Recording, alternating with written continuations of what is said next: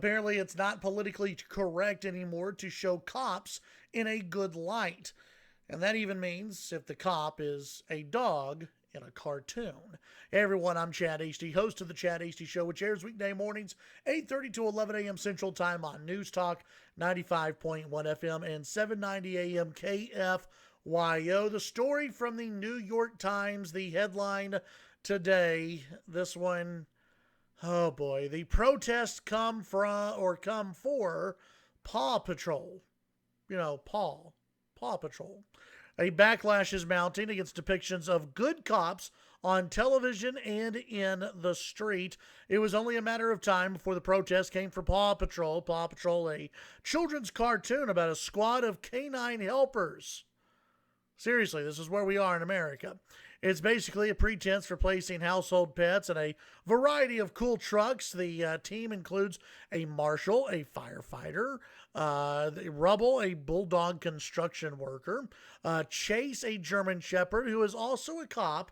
In the world of Paw Patrol, Chase is drawn to be a very good boy who barks stuff like Chase is on the chase or Chase is on the case, and all in a police pup's day as he rescues kittens from his tricked out SUV. But last week it all changed when the show's official Twitter account put out a bland call for black voices to be heard.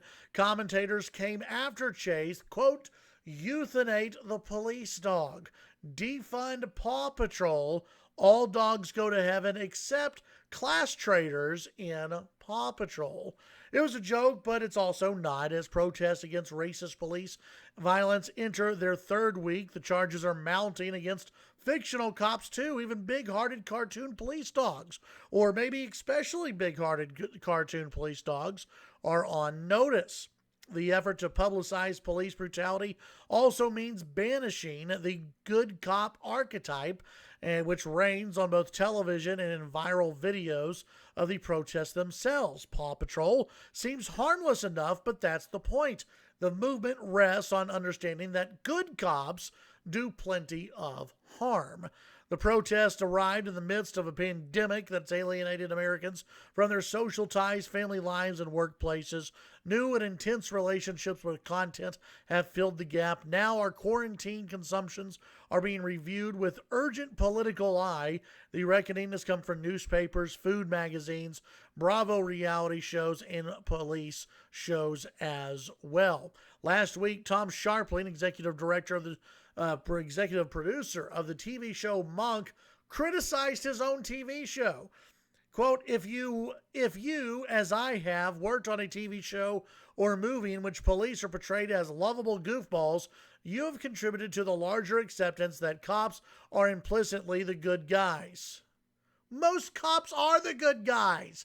Are you kidding me? Most cops in America are good people. It's a very small percentage of the population that are bad, but you're going to say now that there are no good cops? Are you kidding me?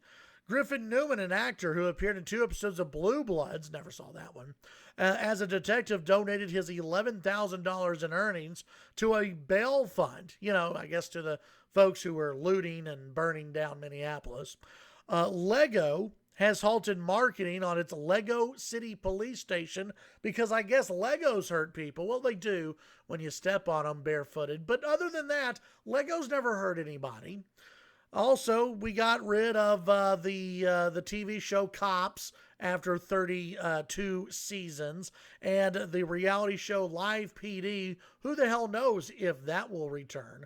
Look, this is a great example of the left taking an issue like police brutality and racism in America and having a serious discussion on that, in which basically everybody in America agreed about with what happened with George Floyd was a horrible thing.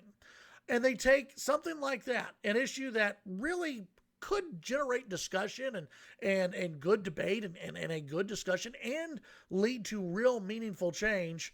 And they take it and they run all the way too far with it, where now we're getting rid of Legos that are police centered, and then we're getting rid of TV shows because well, who really knows? They celebrated police. I guess police should be celebrated.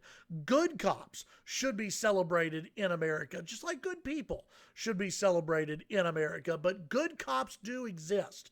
And if we're going to go around and tell people that good cops don't exist and that we have to defund the police, we have to disband the police and everything else, you're going down a rabbit hole that I don't think you want to go down. And you're putting yourself in a very, very bad situation. Good cops exist in America. They should be celebrated and they should be highlighted in America to show what cops and how cops should act in all situations. We should highlight good police work. We should highlight good officers in America and show communities across America that this is what it's like to be a good cop. To say that there are no good cops and for businesses to rally around this idea that all police are bad and that we can't celebrate police officers in America is very dangerous, and it sets a very dangerous precedent for the future.